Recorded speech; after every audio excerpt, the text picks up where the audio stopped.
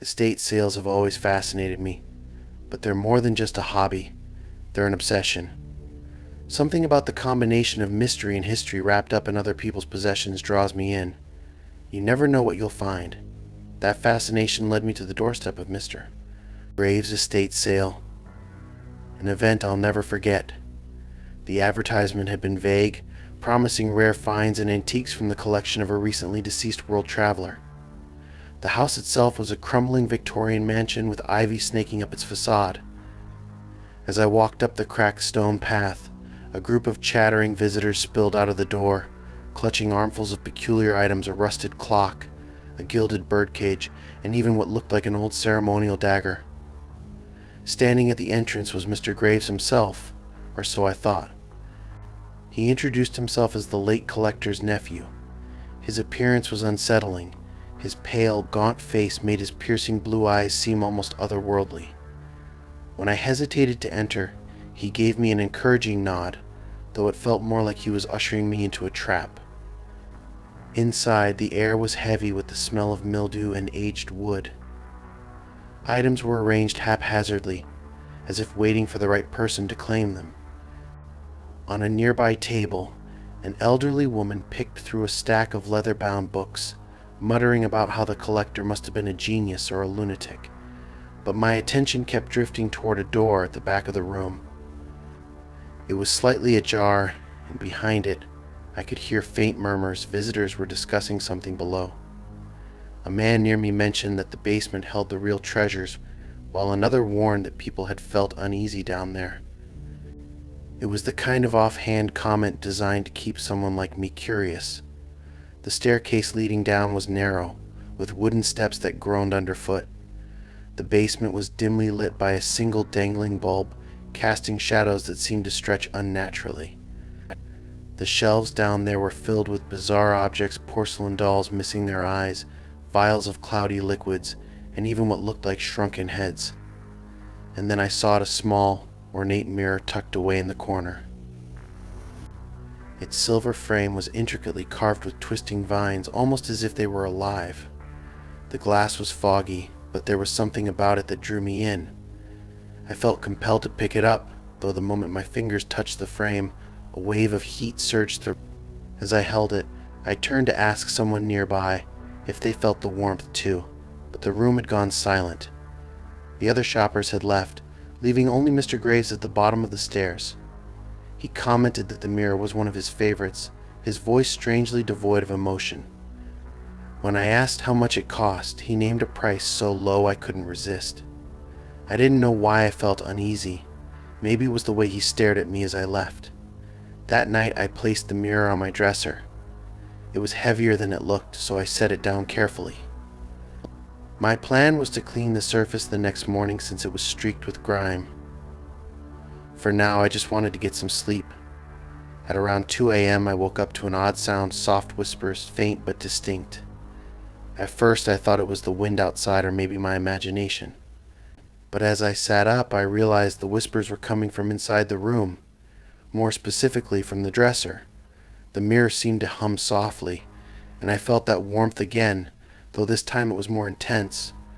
When I approached it, I saw my reflection staring back at me, but something was wrong. The movements weren't perfectly aligned with mine. It tilted its head when I didn't and blinked when I hadn't. The next morning I tried to rationalize what I'd seen, convincing myself I was just overtired. I moved the mirror to another room, but that night the whispers followed. No matter where I put it, the strange occurrences persisted. By the third night, my reflection had grown bolder. It didn't just mimic me anymore, it moved on its own, smiling when I wasn't, raising its hand toward me as though trying to break through the glass.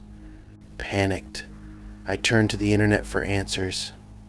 On a forum about haunted antiques, I described the mirror and my experiences.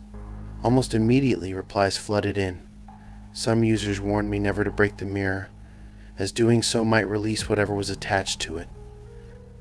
Others suggested rituals to sever the bond, though the methods varied widely. One reply caught my attention. A user claimed to have owned a similar object purchased from the same estate. They described Mr. Graves perfectly, and their story ended with them burying the item at a crossroads under a new moon. They emphasized the importance of creating a protective salt circle during the ritual. Desperate, I decided to follow their advice. That night, I drove out to a remote crossroads, the mirror wrapped in a thick blanket in my trunk. The air was unnervingly still as I prepared the circle of salt and recited the chant provided by the forum member. As I finished, the mirror began to glow faintly, and a bone-chilling scream erupted from the glass. The earth beneath me trembled, and a gust of wind nearly knocked me over. Then, as suddenly as it started, the glow vanished, and the mirror shattered into dust before my eyes. I stood there in the silence, shaken but relieved. For the first time in days, the whispers were gone, and I felt like I could breathe again. I thought it was over. But now, weeks later, I'm not so sure. Every so often, I catch glimpses of movement in my peripheral vision, like a reflection where there shouldn't be one. And sometimes at night, I still hear faint whispers, though they're much quieter now. I haven't gone to another estate sale since. Whatever I brought home that day wasn't just an object, it was a warning. And I'm not willing to risk finding out what else Mr. Graves' collection has to offer.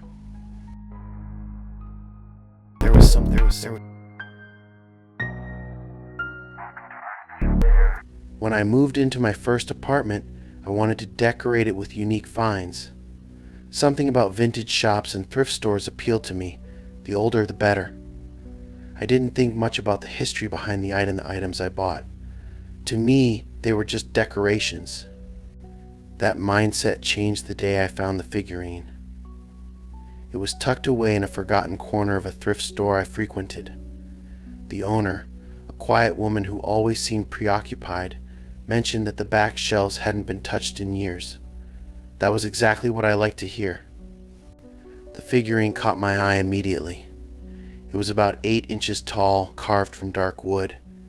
The craftsmanship was incredible, with intricate patterns etched into the surface and a smooth polish that gleamed despite the dust. The figure itself resembled a crouched man, though his features were exaggerated, elongated arms, hollow eyes, and a mouth that seemed to twist into a grimace or a grin. It was hard to tell. I held it up to examine it, and for a brief moment the room seemed quieter. I assumed my ears had popped or something, but it was enough to make me hesitate.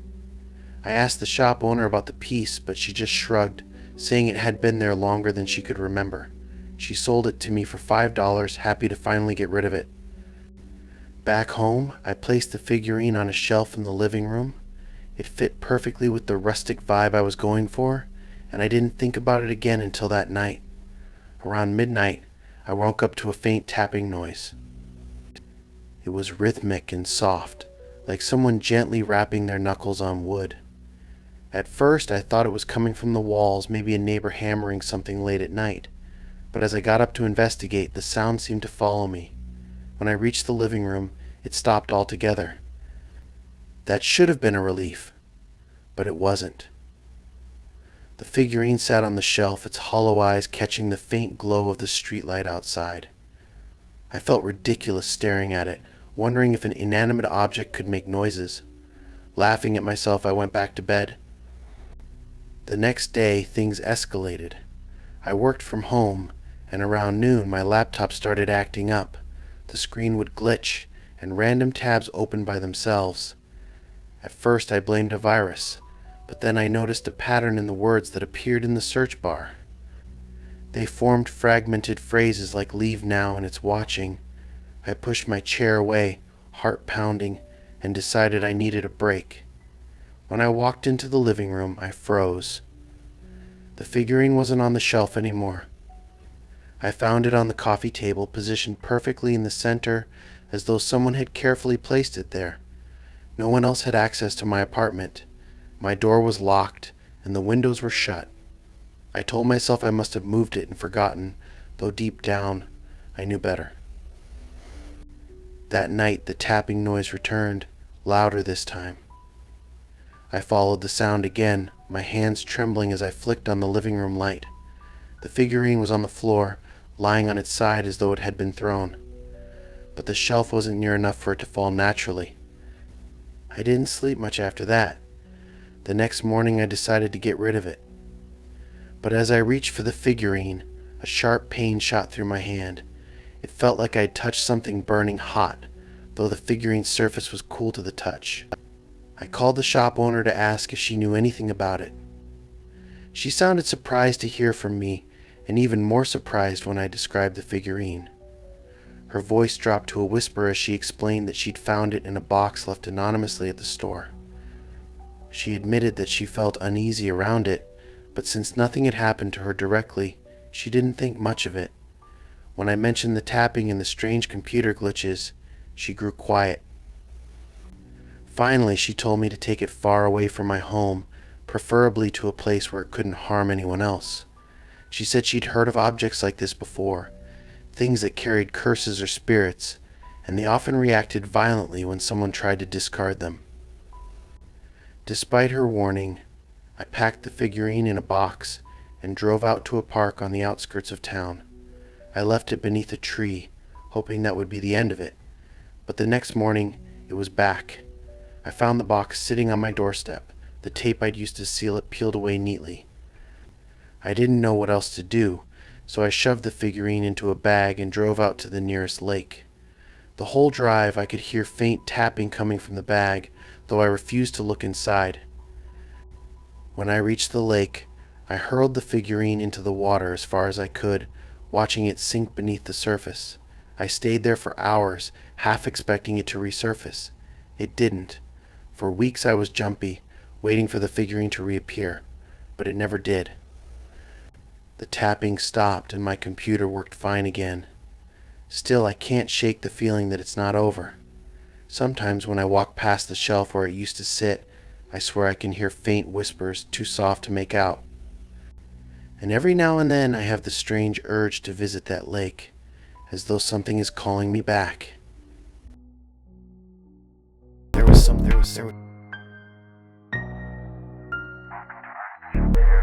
I was never someone who believed in curses or haunted objects.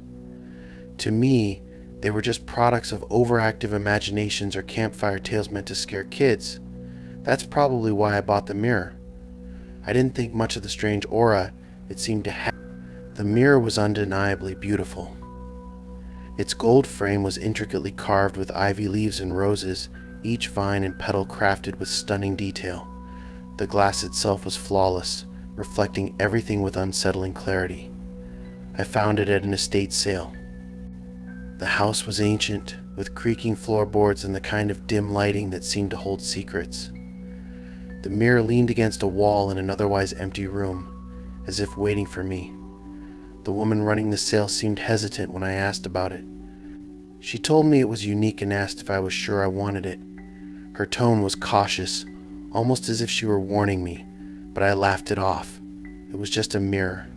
After all, she handed it over reluctantly, her eyes shadowed with something I couldn't quite name. Getting it home was harder than I expected. It was much heavier than it looked, and as I carried it up the stairs to my apartment, I couldn't shake the feeling of being watched.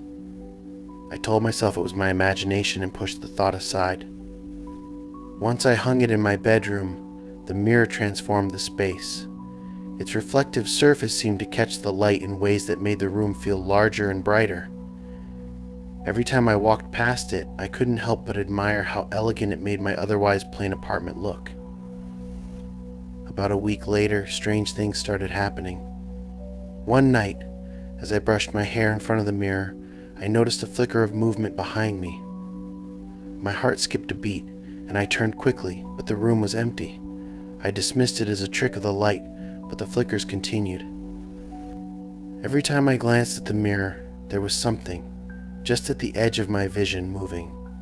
A shadow, a shape, something I could never quite identify. Determined to prove to myself that nothing was wrong, I sat on my bed one evening and stared into the glass. For a long time, nothing happened. But then, the reflection began to change. My bedroom stayed the same, but I wasn't alone anymore. A figure stood behind me, A woman with pale, sunken cheeks and eyes so dark they seemed to absorb the light. Her lips moved soundlessly, as if she were trying to speak. I froze, my breath caught in my chest. When I finally turned around, there was no one there. I should have gotten rid of the mirror right then, but curiosity, or maybe arrogance, kept me from acting. I convinced myself it was a hallucination, the result of staring too long at the reflection. I didn't want to believe something unnatural was happening. The days that followed were filled with sleepless nights and bizarre occurrences. Objects in my apartment moved on their own. The lights flickered even though the wiring was fine, and the mirror, it was harder to avoid looking into it. The woman appeared more often now, always lingering in the background. Sometimes she was still, but other times she moved closer, her dark eyes locking onto mine. I couldn't hear her voice, but I felt her presence in my mind, an intrusive weight that left me unsettled. One night, the air in my apartment turned icy cold. Not just chilly, but freezing, as if all the warmth had been sucked out. I looked at the mirror, and the woman stepped out of the shadows. Her hand reached toward me, pressing against the glass. My reflection no longer mirrored my movements. Instead, it stared back at me, frozen and terrified. I stumbled backward, knocking over a chair, and the sound seemed to break the spell. Unable to stay in my apartment that night, I packed a bag and went to a friend's house. I didn't tell them the real reason, just muttered something about needing a change of scenery. But even there, I couldn't escape. In my dreams, the mirror followed me. The woman's face appeared everywhere, in windows, in puddles, even in the blank screens of my devices. Her voice, silent before, began to whisper things I couldn't understand but couldn't ignore. Desperate for answers, I researched the mirror's origins. I contacted the woman who sold it to me, but she refused to talk, hanging up as soon as I mentioned the strange occurrences. Finally, I found an antique dealer who seemed to know something. He explained that mirrors like mine were often used in rituals and could act as portals between our world and another.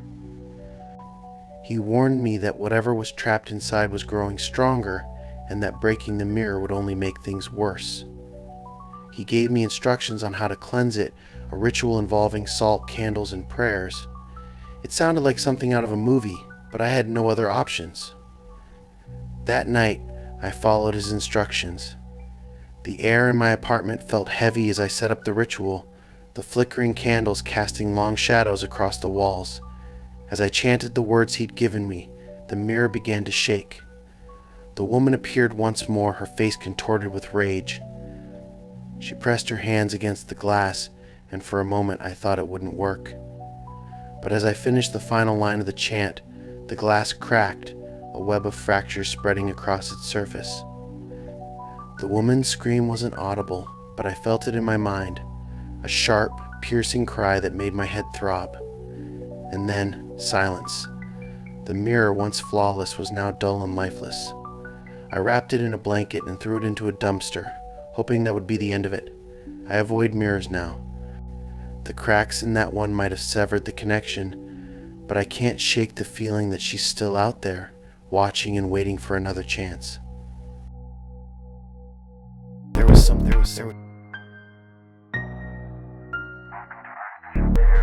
I've always had an affinity for antiques, an appreciation for objects that carried a history far beyond my own experience. There was something captivating about owning a piece of the past, knowing it had lived through different hands, different homes in different lives. I had heard of people finding treasure in the form of antique furniture, so when I stumbled upon a curious chest in a dusty corner of a second-hand shop, I couldn't resist. The chest was tucked away behind other larger items. Its dark wood had a dull sheen, the iron hinges rusted, and the intricate carvings on its surface were enough to make my heart race with excitement. They were foreign symbols, unfamiliar to me, something that made the chest feel even more mysterious. As I approached, I ran my hand across the carvings, feeling an odd sense of connection. It wasn't just a chest, it felt like it was waiting for me. The shopkeeper was a wiry man who barely acknowledged me when I asked about it. He seemed eager to get rid of it, almost as if he didn't want to talk about it. When I inquired further, he gave me a brief nod and mentioned that it had been there for years without anyone showing much interest. The hesitation in his voice, though, made me think there was more to the chest than he was willing to say, but I wasn't interested in his reluctance. I knew I had to take it. After paying for it, I struggled to get the chest home. It wasn't particularly large, but it was heavier than it should have been for its size. When I finally managed to drag it into my apartment, I found myself oddly relieved. The chest now had a place in my life, even though I couldn't explain why I felt that way. For the first few days, I admired it from a distance. Its beauty, its mystery, there was something about it that felt alive. But then, the strange occurrences began. The first night, I heard a faint creaking, something that sounded like the chest moving by itself. At first, I dismissed it as the sound of old wood shifting in the changing temperatures of the room. But the sounds didn't stop. They became more frequent, more deliberate.